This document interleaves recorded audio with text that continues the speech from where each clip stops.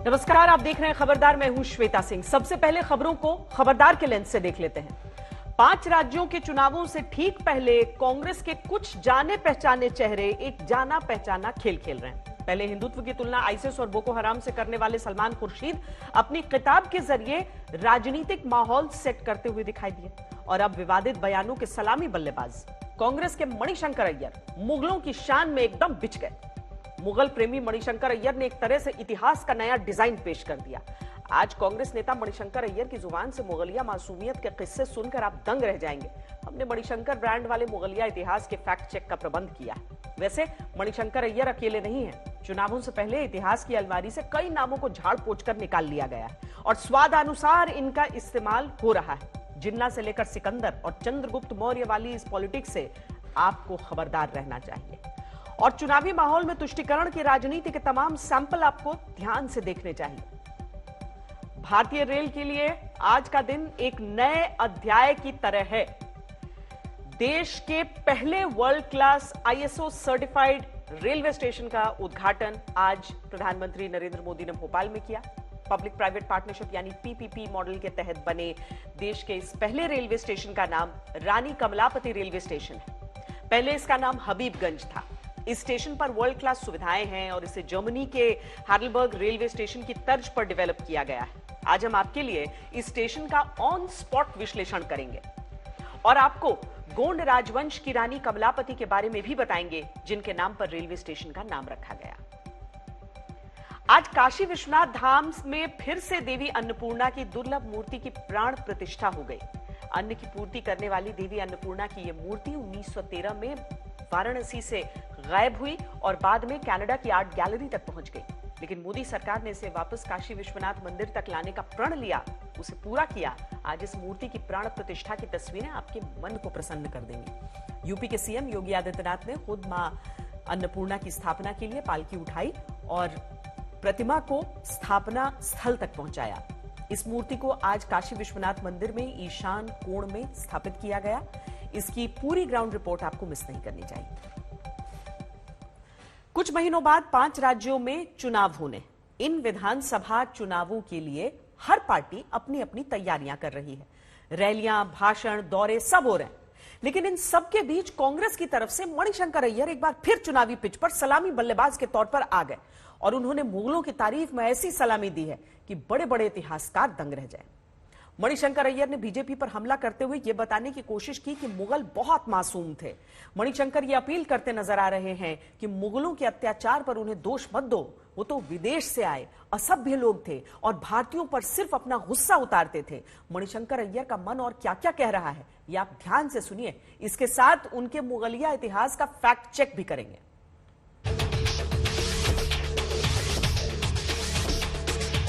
मुगलिया सल्तनत के दरबारी भी शहंशाह की क्या ही तारीफ करते होंगे जितना मणिशंकर अय्यर ने मुगलिया सल्तनत की कर दी।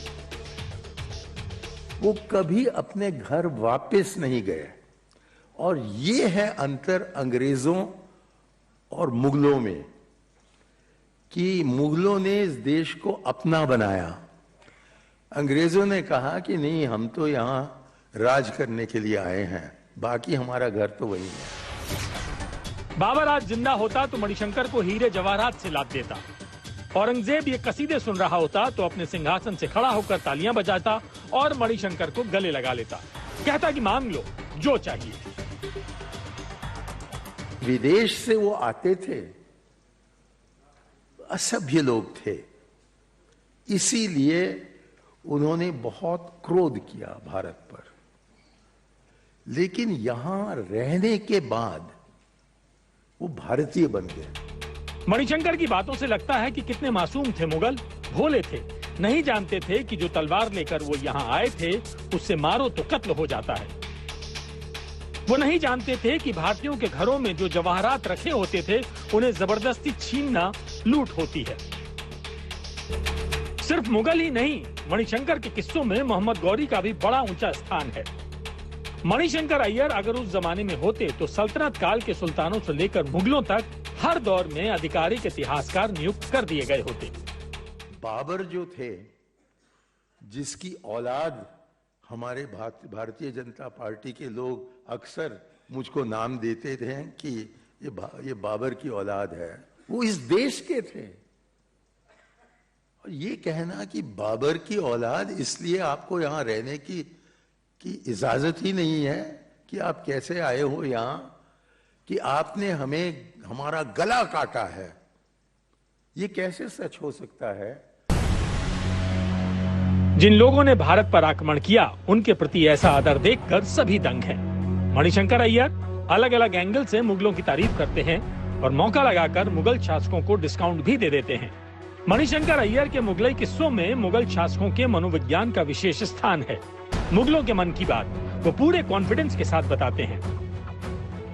तो मैं बताना चाहता हूं कि वही बाबर भारतवर्ष आया सन 1526 में और उनका मौत हुआ सन 1530 में। मतलब वो भारत में मात्र 4 साल रहे, 4 ही साल, और उनको ये भारत पसंद नहीं आया। कहते थे कि यहां तरबूज नहीं मिलते हैं, यहां आइस नहीं मिलता है, तो ये क्या किस किस्म की देश है। लेकिन तब भी उन्होंने तय कर लिया था कि अब तो हम पहुंच गए हैं और अब हमें अपना साम्राज्य चलाना है। तो वो जानते थे कि वो बीमार हैं, तो उन्होंने एक चिट्ठी लिखी अपने बेटे को, अपने ज्येष्ठ बेटे को, जिसका नाम था हुमायूं। उन्होंने हुमायूं को बताया कि यदि आप इस देश को चलाना चाहते हो, यदि आप अपने साम्राज्य को सुरक्षित रखना चाहते हो, तो यहां के निवासियों के धर्म में आप दखल न दीजिएगा। आक्रमणकारियों को मासूम और अत्याचार को मासूमियत बताने वाला ये इतिहास का नया डिजाइन है, जिसका आविष्कार मणिशंकर अय्यर कर रहे हैं। हालांकि इतिहासकारों को मणिशंकर के इतिहास का डिजाइन समझ में नहीं आ रहा। बहुत से लोगों के मन में ये सवाल है कि जिन शासकों की तलवारों पर लाखों लोगों का खून लगा हो, जिनका मुख्य उद्देश्य भारत का निर्माण नहीं अपने स्वार्थ की पूर्ति और देश की संपदा की लूट रही हो, उनका शासन आदर्श कैसे हो सकता है। लेकिन मणिशंकर अय्यर धुन के पक्के हैं। उन्होंने एक बार मुगलों को अपना मान लिया तो मान लिया। अकबर वो इस देश में पूरे 50 साल तक उन्होंने राज किया, और इसी को मद्देनजर रखते हुए जहां में मंत्री होने के समय रहता था, उस सड़क का नाम है अकबर रोड। और हमारा जो कांग्रेस का ऑफिस है वो भी अकबर रोड पर है। हमें तो कोई इतराज नहीं है। हम नहीं कहते हैं कि नहीं कांग्रेस हैं हम, अकबर रोड पर हम कैसे रह सकते हैं, इसको आप महाराणा प्रताप रोड बना दीजिए। हमने कभी नहीं कहा, क्योंकि हम अकबर को अपना समझते हैं, हम उनको गैर नहीं समझते। Proceedings of Indian history Congress volume 9 में इतिहासकार एम एल चौधरी लिखते हैं कि अकबर के कार्यकाल के दौरान सन 1572 में कांगड़ा में कई मंदिर तोड़े गए। बनारस के एक मंदिर को तोड़कर मदरसे में बदल दिया गया। गुजरात में जैन धर्म में पूजनीय मूर्तियों को तोड़ा गया। जबकि मणिशंकर अय्यर का कहना है कि अकबर उनका अपना था और कांग्रेस ने कभी नहीं कहा कि उनके ऑफिस वाली अकबर रोड का नाम बदल दिया जाए। मुमकिन है कि मुगलई व्यवस्था के फैन मणिशंकर अय्यर इनकार कर दें, लेकिन बहुत से इतिहासकार ये मानते हैं कि भारत में मुगल हमलावर मूल रूप से लूट के इरादे से ही आए थे, गुलाब का फूल लेकर नहीं। और मुगल काल में हिंदू अनुयायियों को तलवार के दम पर या दूसरे तरीकों से धर्म परिवर्तन के लिए मजबूर किया गया। उनके साथ भेदभाव हुए। मुगल काल में हिंदू धर्म को मानने वाले मुगल शासन के रहम करम पर थे। हिंदुओं को अपनी धार्मिक मान्यताओं को पूरा करने की आजादी थी, लेकिन वो एक टैक्स देने पर ही ये मिलती थी, जिसे जजिया कहा जाता था। हिंदू ही नहीं, अन्य धर्मों के भी अनुयायियों को भी अपने अपने पूजा घर बनाने की अनुमति नहीं थी। औरंगजेब के दौर में सबसे ज्यादा मंदिरों को तोड़ा गया, सबसे ज्यादा धर्म परिवर्तन किए गए, और जब हिंदू मंदिरों को तोड़ा जाने लगा तब हिंदुओं ने इसका विरोध किया। इसके बदले में 1665 में हिंदुओं की मान्यताओं को कुचलने का एक और प्रयास होली दिवाली जैसे त्योहारों पर पाबंदी लगाकर भी किया गया। यही नहीं, 1694 में हिंदुओं पर यमुना के किनारे अंतिम संस्कार करने पर भी प्रतिबंध लगा दिया गया था। किसी भी हिंदू को मुस्लिम जैसे कपड़े पहनने की आजादी नहीं थी, ताकि गैर मुस्लिमों की आसानी से पहचान हो सके। और ये भी मुगल सल्तनत का ही आदेश था। मुगलों की तारीफ एक ऐसे वक्त में की गई है जब देश में 5 राज्यों में विधानसभा चुनाव हैं। मणिशंकर अय्यर भी कांग्रेस के एक ऐसे नेता हैं जो चुनावों के आसपास विवादित मुद्दों के इर्द गिर्द मौजूद रहते हैं। इस बार उन्होंने मुगलों की शान में जो कसीदे पढ़े हैं उनका भी दूरगामी असर देखने को मिलेगा। आज तक ब्यूरो। मुगल बादशाहों के बारे में मणिशंकर अय्यर जैसे लोग ये बातें फैलाते हैं कि मुगलों के राज में देश सोने की चिड़िया बन गया, देश की अर्थव्यवस्था ने तेजी से तरक्की की, अकबर का शासन बेदाग था, औरंगजेब बहुत बड़ा सुधारक था जिसने कई सुधार किए थे। लेकिन जब आप रिसर्च करेंगे तो आपको पता चलेगा कि इस मुगल इतिहास की इस काल्पनिक हैप्पी एंडिंग पर बहुत सारे सवाल हैं। एम ए खान की किताब इस्लामिक जिहाद, a legacy of forced conversion, imperialism and slavery में मुगलों के शासन पर कई अध्याय लिखे हैं जो आंखें खोल देने वाले। इसके साथ ही फ्रांस के एक विद्वान फ्रांसवा गौतिये की किताब रीराइटिंग इंडियन हिस्ट्री में भी कई दिलचस्प बातें जानने को मिलती हैं। एम ए खान ने अपनी किताब में अकबर की चित्तौड़ विजय का जिक्र करते हुए एक बड़ी बात लिखी है। वो लिखते हैं कि मुगल बादशाह अकबर ने वर्ष 1568 में चित्तौड़ पर कब्जा कर लिया। जब अकबर ने युद्ध में मारे गए 8000 राजपूत सैनिकों की पत्नियों को गुलाम बनाने का आदेश दिया, तब करीब 8000 औरतों ने अपमान से बचने के लिए जौहर कर लिया था। एम ए खान ने अपनी इसी किताब में औरंगजेब के अत्याचारों का जिक्र किया। एम ए खान ने इब्न अक्सरी नाम के इतिहासकार की किताब अल तारीख का जिक्र करते हुए लिखा कि बादशाह औरंगजेब धर्मांतरण करवाने के लिए हिंदुओं को बड़े पद देता था। अगर कोई हिंदू अपराधी मुस्लिम बनने के लिए तैयार हो जाए तो उसको आजाद कर दिया जाता था। औरंगजेब के राज में ताकत के दम पर बड़े पैमाने पर धर्मांतरण करवाया गया और उत्तर भारत की डेमोग्राफी पर इसका गहरा असर पड़ा। एम ए खान ने अपनी किताब में यह भी लिखा कि औरंगजेब ने हिंदू जमींदारों को भी इस्लाम स्वीकार करने के लिए मजबूर किया। इसके लिए उनकी जमींदारी छीन लेने या फिर जान से मार देने की धमकी दी जाती थी। इस संदर्भ में मनोहरपुर के जमींदार देवीचंद और मालवा में रामपुर के जमींदार रतन सिंह के धर्म परिवर्तन का जिक्र है। आगे एम ए खान अपनी किताब में लिखते हैं कि अगर मुसलमान किसी हिंदू व्यापारी से कर्ज लेते थे और फिर चुकाना नहीं चाहते थे तो उस पर इस्लाम को अपमानित करने का आरोप लगाकर केस बना दिया जाता था और काजी से शिकायत कर दी जाती थी। 1658 में औरंगजेब ने एक आदेश दिया था कि इस्लाम स्वीकार करने वाले प्रत्येक हिंदू को 4 रुपए और प्रत्येक महिला को 2 रुपए राजकोष से दिए जाएंगे। उस वक्त यह रकम बहुत बड़ी हुआ करती थी। धर्मांतरण करने पर जजिया और खिराज जैसे टैक्स भी माफ कर दिए जाते थे। फ्रांसवा गौतिये की किताब री राइटिंग इंडियन हिस्ट्री के पेज नंबर 39 पर लिखा है कि औरंगजेब ने मंदिरों को तोड़कर उनकी जगह मस्जिदों को बनाने का आदेश दिया था। औरंगजेब के समय के एक ऐतिहासिक दस्तावेज में यह लिखा मिलता है कि चित्तौड़ में 63 मंदिर तोड़ दिए गए। आमेर में मूर्तियों और मंदिरों को तोड़ने के लिए अबू तरब को नियुक्त किया गया। मणिशंकर अय्यर ने मुगलिया सल्तनत का महिमा मंडन तो कर दिया, लेकिन सच्चाई यह है कि वो इतिहासकार नहीं है। हमने इतिहासकारों से मुगलों के सच्चे इतिहास पर बात की। अकबरनामे में लिखा हुआ है कि 1568 को जब अकबर ने चित्तौड़गढ़ फोर्ट को जीता और उसको जीतने के बाद में 30,000 के आसपास सिविलियंस को, अनआर्म्ड सिविलियंस को बूचर कर दिया गया था। इसका क्या जस्टिफिकेशन है? Those were the Hindus and they were butchered. तो इसका जस्टिफिकेशन क्या है? और यहां मैं आपको एक बता दूं, अकबरनामा के खुद के लेखक फैजी भी इसको ठीक से जस्टिफाई नहीं कर पाए, जबकि वो तो कोर्ट के राइटर थे। उन्होंने पूरी कोशिश करी किसी ढंग से इसको पैचअप करा जाए और अपने जो शासक हैं उसको एक बहुत उदार मानव के तरीके से दिखाया जाए, धर्मनिरपेक्षता दिखाया जाए। लेकिन फिर भी ये कहा जा सकता है कि धर्म परिवर्तन अकबर के टाइम पर भी हुए हैं, क्योंकि अकबर ने खुद डायरेक्ट नहीं कराया। तो उस समय चूंकि एडमिनिस्ट्रेशन के अंदर रीजनल चीफ्टेंस जो थे तमाम मुस्लिम हुआ करते थे, तो उन्होंने प्रेशर डाल के काफी कन्वर्जन कराए। एक दौर ऐसा भी था जब भारत को सोने की चिड़िया कहा जाता था। ब्रिटेन के अर्थशास्त्री एंगस मैडिसन ने दुनिया के तमाम देशों की जीडीपी पर अध्ययन किया था और उनके रिसर्च में मौजूद वर्ष 1 से लेकर वर्ष 2008 तक के तमाम आंकड़ों के आधार पर यह ग्राफ बनाया गया था। इससे जीडीपी में पिछले 2000 साल के उतार चढ़ाव को समझा जा सकता है।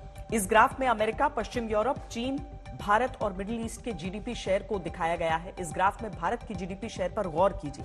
आप देखेंगे कि भारत का जीडीपी शेयर कैसे धीरे धीरे कम होता गया। पहली शताब्दी और उसके पहले का समय भारत के लिए एक तरह का स्वर्ण युग था। तब भारत का जीडीपी दुनिया के 30% से भी ऊपर था। ये वो दौर था जब भारत को सोने की चिड़िया कहा जाता था। मैडिसन की गणनाओं के अनुसार सन 1000 में दुनिया की जीडीपी में भारत और चीन का योगदान 50% से भी अधिक था। लेकिन इसके बाद भारत पर विदेशी हमलावरों ने बार बार हमले किए और सोने की चिड़िया के पंख एक तरह से कटने लगे। सल्तनत काल हो या फिर मुगल साम्राज्य, दुनिया के जीडीपी में भारत का बड़ा हिस्सा थोड़े बहुत उतार चढ़ाव के साथ धीरे धीरे कम होता गया। हालांकि भारत की अर्थव्यवस्था में सबसे ज्यादा गिरावट तब आई जब भारत को ब्रिटेन की ईस्ट इंडिया कंपनी ने गुलाम बना लिया। वैसे तो आर्थिक हालात का आकलन करने के लिए कई कसौटियां होती हैं, लेकिन अगर एंगस मैडिसन के चार्ट को एक नजर में गौर से देखें तो इतना तो समझ में आता है कि भारत का स्वर्ण युग पहली शताब्दी से पहले ही था। सल्तनत काल और मुगल काल को स्वर्ण युग नहीं कहा जा सकता। भारत की संपदा में जो गिरावट हुई उसकी वजह पिछले 1000 साल का घटनाक्रम है, जिसमें भारत के लोगों पर हुए अत्याचार का एक लंबा इतिहास रहा है। मणिशंकर अय्यर ने तो विवादों का ऊंचा स्कोर करने वाली अपनी सलामी बल्लेबाजी अभी शुरू की है, लेकिन वो अकेले नहीं है। इससे पहले सलमान खुर्शीद हिंदुत्व की तुलना आतंकियों की कट्टर विचारधारा से कर चुके हैं।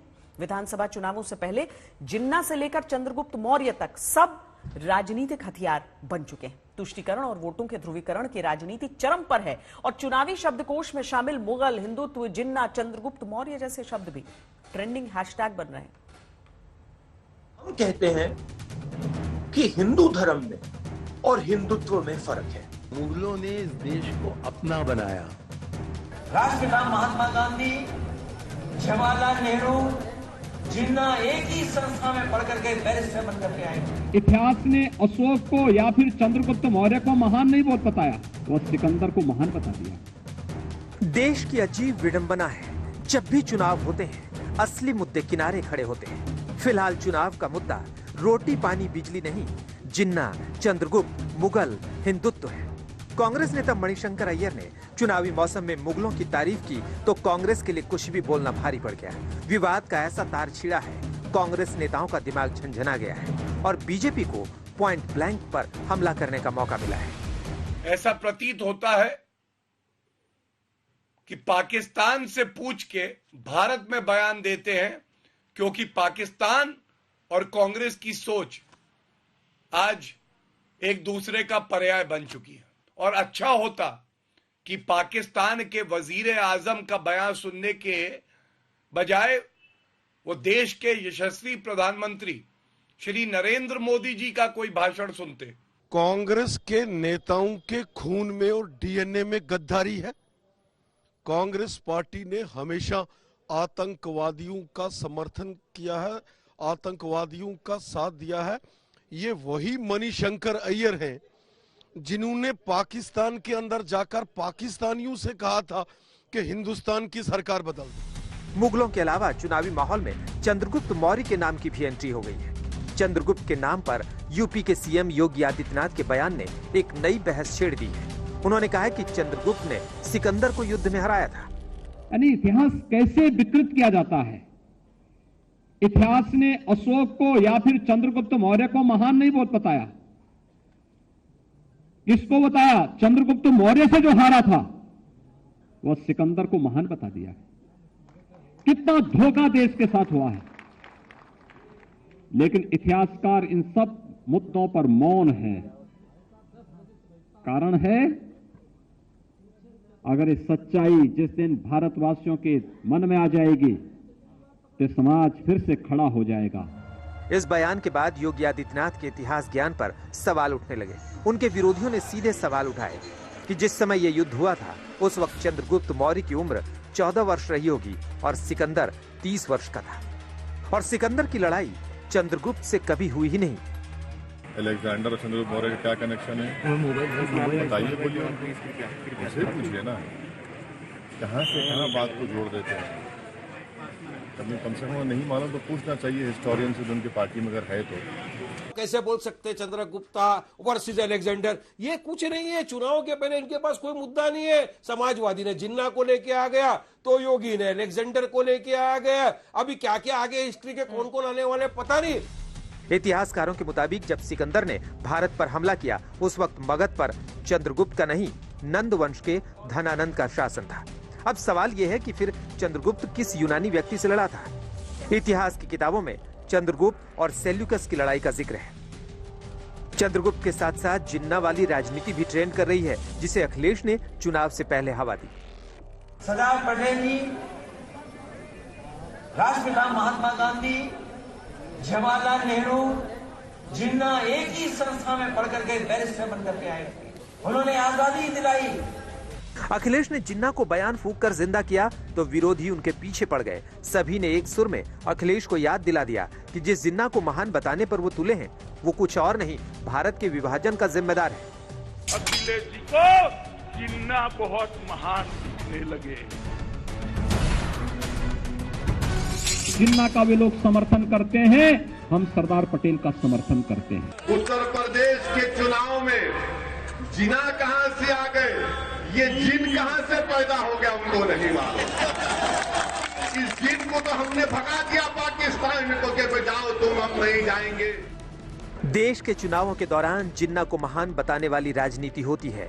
राजनेता इसको वोट पाने का हथियार समझते हैं, लेकिन जिन्ना का जिक्र वो दोधारी तलवार है जिससे खुद को भी चोट लगने का खतरा होता है।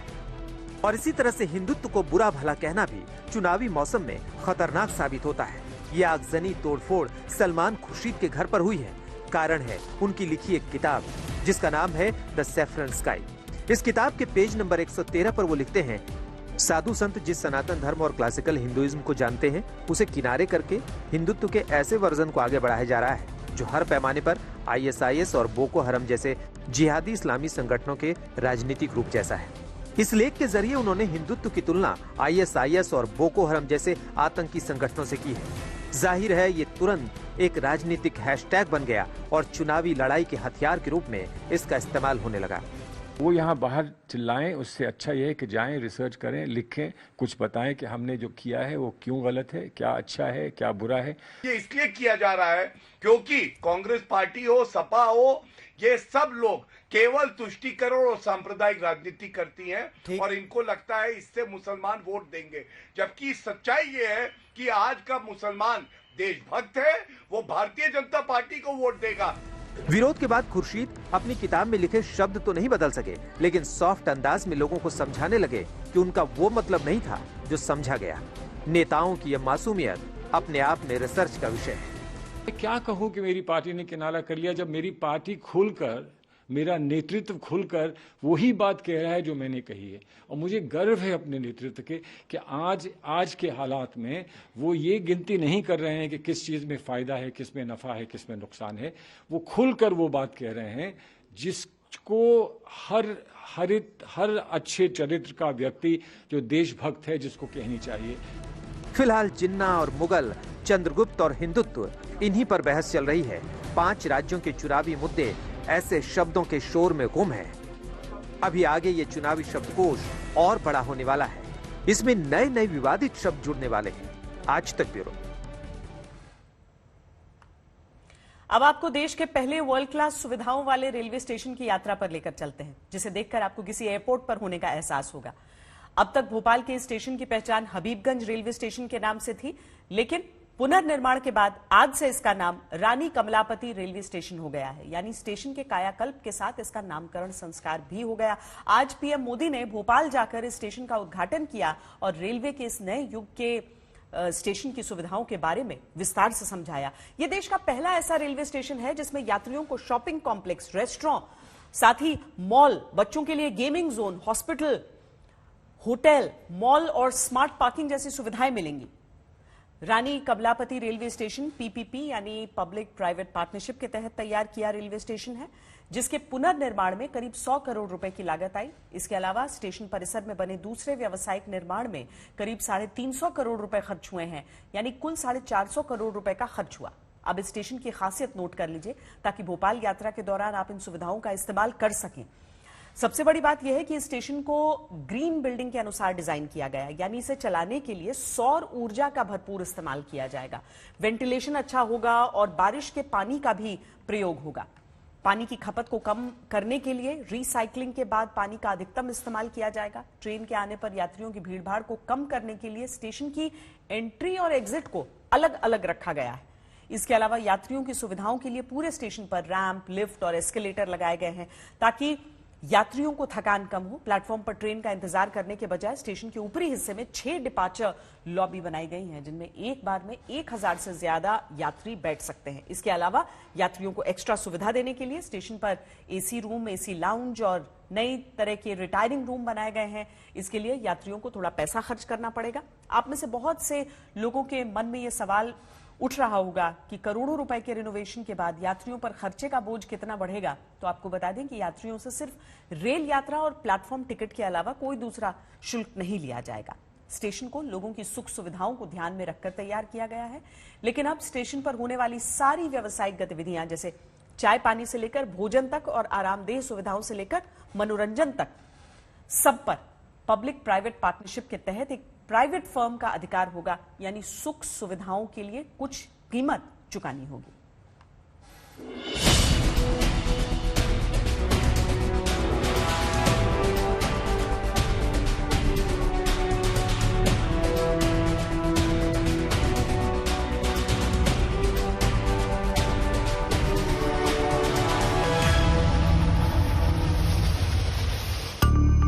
यात्रीगण कृपया ध्यान दें, ये एयरपोर्ट नहीं बल्कि देश का पहला वर्ल्ड क्लास रेलवे स्टेशन है।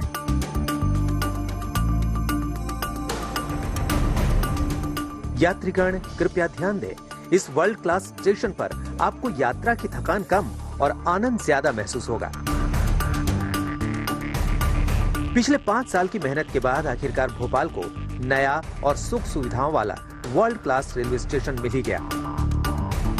जिस स्टेशन की कल तक पहचान हबीबगंज से थी, वो अब रानी कमलापति रेलवे स्टेशन के नाम से जाना जाएगा, यानी स्टेशन का रिनोवेशन भी और नया नाम भी।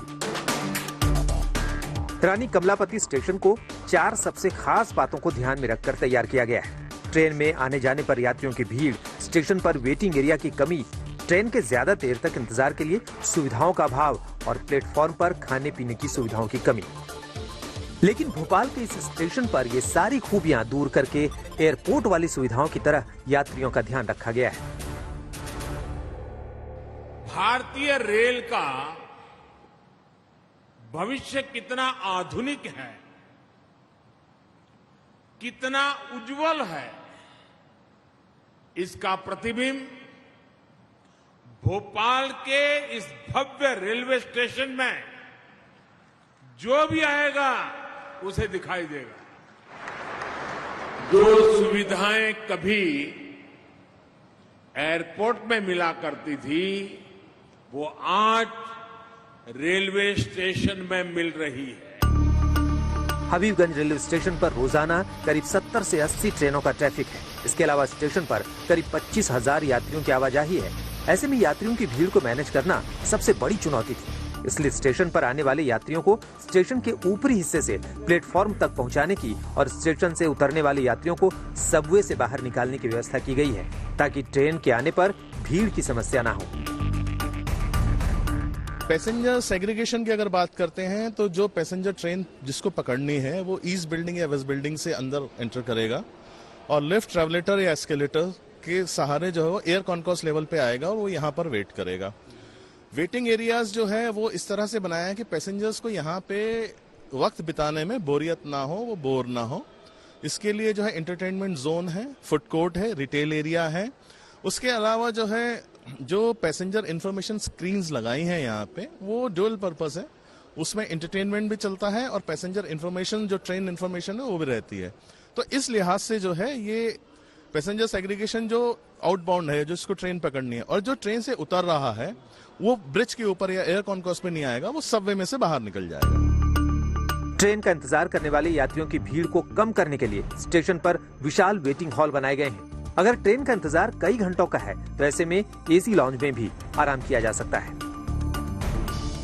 ये है भारतीय रेलवे का पहला एयर कॉन्कोर्स। एयर कॉन्कोर्स यानी एक तरीके से देखा जाए तो ये यात्रियों के लिए प्रतीक्षालय का काम भी करेगा, यानी वेटिंग लाउंज का काम भी करेगा, लेकिन इसके साथ ही यहाँ पर उनके खाने पीने का भी पूरा इंतजाम रहेगा। यहाँ पे कैंटीन भी रहेगी जहां पर यात्री वेटिंग करने के साथ साथ यानी अपनी ट्रेनों का इंतजार करने के साथ साथ खा पी भी सकेंगे, लेकिन इसके साथ ही उनके मनोरंजन की भी यहाँ व्यवस्था रहेगी। यानी एंटरटेनमेंट के लिए यानी जो एलईडी स्क्रीन आप देख रहे हैं, आमतौर पर यहाँ पर ट्रेनों की स्थिति भी दिखाई जाएगी, अनाउंसमेंट भी लगातार होते रहेंगे और इसके साथ ही यहाँ पर उनके लिए बीच बीच में कभी न्यूज चैनल्स लगेंगे तो कभी दूसरी चीजें यानी कभी गाने, कभी कोई फिल्में यहाँ पे चलती रहेंगी ताकि उनका मनोरंजन भी होता रहे। रानी कमलापति रेलवे स्टेशन पर सुरक्षा का पूरा ध्यान रखा गया है। स्टेशन पर जेब कतरों की समस्या, यात्रियों के सामान की चोरी और दूसरी घटनाओं को रोकने के लिए पूरे स्टेशन पर 162 हाई रिजोल्यूशन कैमरे लगाए गए हैं। स्टेशन के चप्पे चप्पे पर होने वाली हरकत पर कंट्रोल रूम से नजर रखी जा सकती है। हबीबगंज रेलवे स्टेशन देश का इकलौता ऐसा रेलवे स्टेशन बन गया जिसमें 170 सीसीटीवी कैमरे लगाए गए हैं। हम इस वक्त कमांड कंट्रोल सेंटर पर हैं और ये एक तरीके से देखा जाए तो हूबहू जिस तरीके से सुरक्षा व्यवस्था एयरपोर्ट पर होती है जहां पर परिंदा भी पर ना मार सके, वही सुरक्षा व्यवस्था हबीबगंज रेलवे स्टेशन की होने जा रही है। एक भी ब्लाइंड स्पॉट ना रहे पूरे रेलवे स्टेशन पर, इसीलिए 170 कैमरों से इस पूरे रेलवे स्टेशन परिसर और इसके आसपास की जगह को सीसीटीवी कैमरों से एक तरीके से ढक दिया गया है। 4 लाख स्क्वायर फीट का जो क्षेत्रफल है वो इन 170 सीसीटीवी कैमरों से पूरी तरीके से अब निगरानी में रहेगा। रानी कमलापति रेलवे स्टेशन को इस तरह से डिजाइन किया गया है कि किसी इमरजेंसी के दौरान पूरे स्टेशन को सिर्फ 4 मिनट के अंदर खाली कराया जा सकता है। यानी सुख सुविधाओं के साथ सुरक्षा का भी पूरा ध्यान रखा गया है। सबसे अच्छी बात यह है कि आने वाले समय में देश को ऐसे कई और वर्ल्ड क्लास रेलवे स्टेशन मिलने वाले हैं ताकि यात्रियों को शुभ यात्रा के साथ सुविधाजनक यात्रा का अनुभव मिल सके। रवीश पाल सिंह, भोपाल, आज तक। आज आपको ये जानकारी भी होनी चाहिए कि हबीबगंज रेलवे स्टेशन के रेनोवेशन का आइडिया रेलवे को जर्मनी के हेडलबर्ग रेलवे स्टेशन से आया है।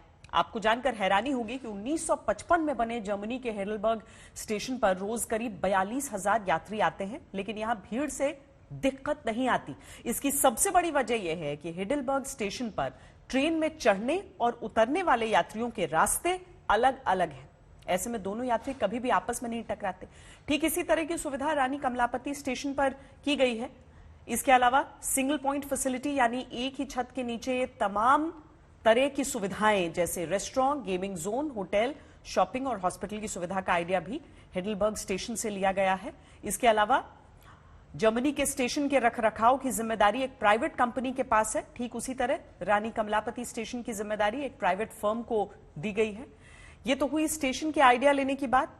अब स्टेशन के नामकरण का ऐतिहासिक पहलू भी आपको हम दिखाते हैं।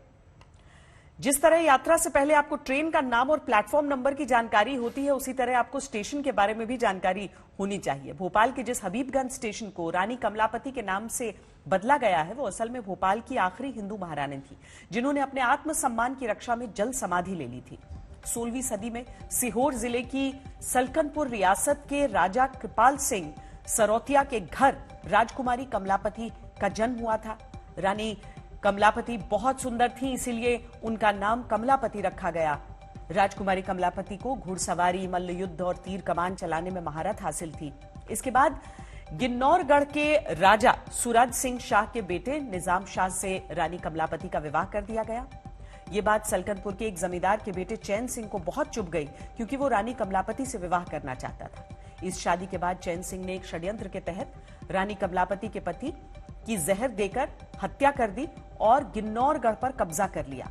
अपने राज्य को वापस लेने के लिए रानी कमलापति ने अफगान के सरदार दोस्त मोहम्मद खान से संपर्क किया, जो पैसे लेकर युद्ध करता था।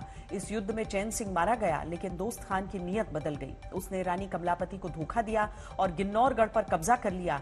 यानी ये सिर्फ नाम का दोस्त था जिसका मकसद धोखा देना था। इसके बाद गिन्नौरगढ़ को वापस लेने के लिए रानी कमलापति के 14 साल के बेटे नवल शाह ने दोस्त खान से युद्ध किया। इस हमले में नवल शाह की मौत हो गई। इतिहासकारों के अनुसार 1723 में रानी कमलापति ने अपने आत्मसम्मान की रक्षा के लिए जल समाधि ले ली। उसी तालाब को भोपाल का छोटा तालाब कहा जाता है। रानी कमलापति की मृत्यु के बाद ही भोपाल और उसके आसपास नवाबों का दौर शुरू हुआ। आज हबीबगंज रेलवे स्टेशन का नाम बदलकर सरकार ने रानी कमलापति को सम्मान देने की एक छोटी सी कोशिश की है। अब जब भी आप इस स्टेशन से गुजरेंगे तब आपको रानी कमलापति के बलिदान की कहानी जरूर याद आएगी। वाराणसी का रुख करते हैं। आज मां अन्नपूर्णा की दुर्लभ मूर्ति की प्राण प्रतिष्ठा हो गई। उत्तर प्रदेश के मुख्यमंत्री योगी आदित्यनाथ की मौजूदगी में मां अन्नपूर्णा की मूर्ति को विधि विधान के साथ काशी विश्वनाथ मंदिर परिसर में स्थापित किया गया। कनाडा के म्यूजियम से वापस भारत लाई गई इस दुर्लभ मूर्ति की प्राण प्रतिष्ठा 21 पुजारियों ने कराई। मां अन्नपूर्णा की मूर्ति की प्राण प्रतिष्ठा से पहले उसकी शोभा यात्रा उत्तर प्रदेश के 18 जिलों में निकाली गई। 11 नवंबर को एक विशेष कार्यक्रम में दुर्लभ मूर्ति को उत्तर प्रदेश सरकार को सौंपा गया था।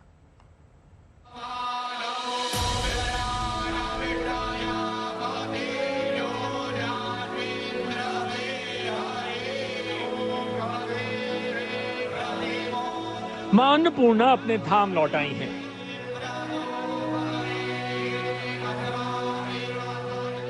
एक 108 वर्षों की यात्रा कर बाबा विश्वनाथ की नगरी काशी में मां का दरबार फिर सज गया है।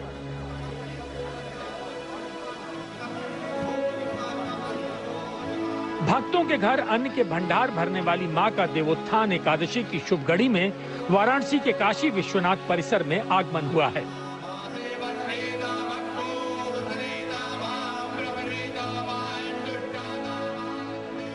चोरी कर कनाडा भेज दी गई मां अन्नपूर्णा की दुर्लभ मूर्ति की दोबारा प्राण प्रतिष्ठा हुई है। काशी विश्वनाथ मंदिर के स्वर्ण शिखर के ठीक इस ईशान कोण में आप देख सकते हैं मां अन्नपूर्णा की जो मूर्ति है कनाडा से तमाम प्रयासों के बाद यहाँ पे लाई गई है और खुद प्रधानमंत्री नरेंद्र मोदी इसके लिए सार्थक प्रयास करते हुए मां अन्नपूर्णा की इस मूर्ति को आज यहाँ प्राण प्रतिष्ठित रूप से कराया गया है। इस बार मानसून की तिमाही यानी जुलाई सितंबर ने कारोबार जगत की झोली में धन वर्षा कर दी। इस दौरान देश की दिग्गज कंपनियों का मुनाफा अब तक के उच्चतम स्तर पर पहुंच गया है। इस तेजी के बाद अनुमान जताया जा रहा है कि मौजूदा तिमाही में कारोबार जगत फिर से कमाई का नया कीर्तिमान स्थापित कर सकता है।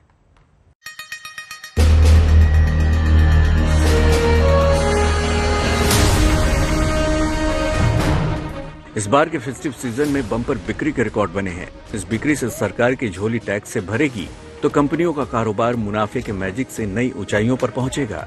फेस्टिव और फिर वेडिंग सीजन का असर कंपनियों के नतीजों पर असर डालेगा, जिसकी तस्वीर अक्टूबर-दिसंबर तिमाही के बाद आने वाली कंपनियों के तिमाही परिणाम में दिखाई देगा। लेकिन इस शानदार सफर का आगाज होने से पहले जुलाई-सितंबर तिमाही ने ही कंपनियों की झोली में रिकॉर्ड रकम पहुंचा दी है। जुलाई-सितंबर तिमाही में शेयर बाजार में लिस्टेड देश की टॉप कंपनियों का मुनाफा 2.39 खरब रुपए रहा। यह अभी तक किसी तिमाही में होने वाला कंपनियों का सबसे ज्यादा नेट प्रॉफिट रहा है। पिछले साल की दूसरी तिमाही के मुकाबले इस बार कंपनियों का मुनाफा 46.4% बढ़ गया है। ऐसे में अगर फेस्टिव सीजन का जादू मौजूदा तिमाही में कंपनियों के मुनाफे को बढ़ाने में कामयाब रहा तो फिर जनवरी में आने वाले तीसरी तिमाही के नतीजे नए रिकॉर्ड्स के गवाह बन सकते हैं। हालांकि इस तेजी में अभी भी बढ़ोतरी की काफी गुंजाइश इसलिए भी है क्योंकि बीती तिमाही में रिकॉर्ड बनाने में केवल 3 सेक्टर्स का बड़ा रोल रहा है। इनमें शामिल हैं बैंक, गैर बैंकिंग वित्तीय कंपनियां और बीमा यानी BFSI के साथ ही ऑयल एंड गैस और मेटल एंड माइनिंग। अब अगर कुल तेजी में इन 3 सेक्टर्स की हिस्सेदारी देखी जाए तो फिर समझ आता है कि कैसे जुलाई-सितंबर तिमाही में ये नेट प्रॉफिट का रिकॉर्ड बना है। इन 3 सेक्टर्स को दूसरी तिमाही में 1.53 खरब रुपए का मुनाफा हुआ है। यह आंकड़ा पिछले साल की इसी तिमाही से 87% ज्यादा है, जबकि बाकी सेक्टर्स की कमाई करीब 5.5% बढ़कर 85,000 करोड़ के नजदीक रही है। यह आंकड़ा अक्टूबर-दिसंबर 2020 के ऑल टाइम हाई से 10% कम है। यानी 3 सेक्टर्स के दम पर जो रिकॉर्ड बना है वो बाकी सभी सेक्टर्स की भागीदारी बढ़ने पर कमाल कर सकता है। फिलहाल जो संकेत मिले हैं उन्हें देखकर तो यकीन किया जा सकता है कि मौजूदा तिमाही में ज्यादातर सेक्टर्स का प्रदर्शन नए कीर्तिमान स्थापित करेगा। अगर वाकई ये अनुमान सही निकला तो फिर इकोनॉमी की रफ्तार को कोई भी धीमा नहीं कर पाएगा। आज तक ब्यूरो। खबरदार में आज के लिए इतना ही। देश और दुनिया की बाकी खबरों के लिए आप देखते रहिए आज तक।